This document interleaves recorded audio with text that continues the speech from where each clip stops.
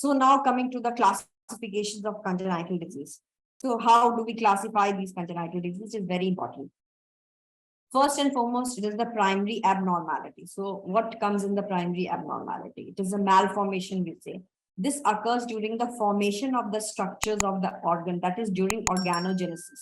So when the organs are forming, when there is any like malformation in these structures, so it is called a primary abnormality. This results in partial or complete non-formation or alteration in the normal structure, means the structure will be altogether altered. This occurs in the 3rd to 8th week of gestation. For example, cleft lip, cleft palate, spina bifida, congenital heart defect. So these are the primary abnormality that we call malformation. Second is secondary abnormality that we call disruption. This what happens? There is morphological change of the already formed structure due to exposure to destructive process. Means the structures have already formed normally. There was no defect. But due to some external factors, now there is some problem with these organs. Like you have vascular accident that leads to intestinal atresia, means this intestine starts coming out.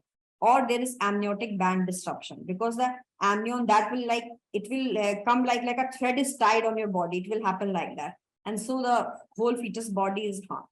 So there is interruption of the normal development of an organ that can be traced back to outer influences, either teratogenic agents like infection, chemical substance, ionizing radiation, or a trauma like amniotic bands, which led to an amputation are involved in this. The most widespread infectious agents are the rubella virus, the cytomegalovirus, and the toxoplasmosis parasite. To the chemical teratogenic agents belong thalidomide, warfarin, chloroquine, that is the malaria medicine, and lithium. Lithium is a mood enhancer. So right now, because there is a lot of issues about mental health, it is being given to many of the females.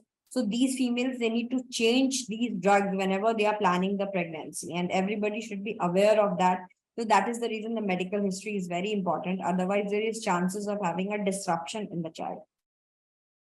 So third type is deformation. That these are anomalies that occur due to outer mechanical effects on existing normal organs or structures. Deformations due to mechanical forces. In the previous site in disruption, what is happening? It is happening for a short duration of time. It is changing it. In this deformation, what is happening? It is deforming it because it is happening over a long period of time. Like talipes equinovarus deformity, means in this the foot is like already obstructed. It has changed the position. Then comes to dysplasia. In this, there is abnormal organization of the cells in a tissue. And there are numerous dysplasia are genetically caused, for example, achondroplasia or osteogenesis imperfecta.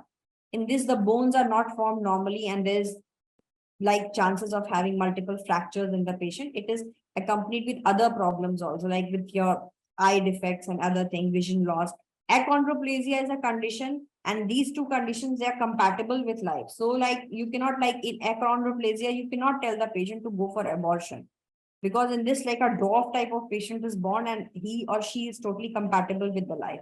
So you have to be very particular when you are doing the ultrasounds, because if you're not able to diagnose this, many times what happens, a patient with achondroplasia comes to us, say at 32 weeks, we cannot abort the child.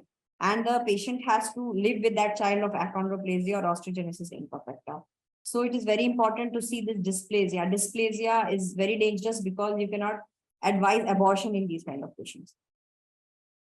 Unless and until obviously you have done it like in a proper way.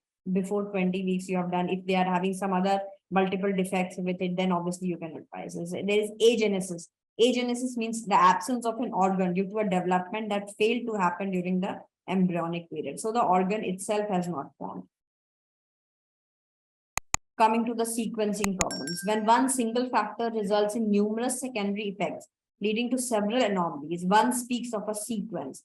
Like there's a sequence of the chain that the gene is lost. For example, Potter's sequence. Not enough amniotic fluid because urine was not produced in large enough quantities. This leads to an oligoamnios, means less liquid. The fetus is crushed, the face is contused, the hips are shifted, and the lungs are smaller than normal. So see how much changes are happening in the Potter sequence because of one. So it is a sequence of events that is being triggered by one thing. So these are called sequence defects. Now coming to syndrome. A syndrome is a group of anomalies occurring together due to a common cause.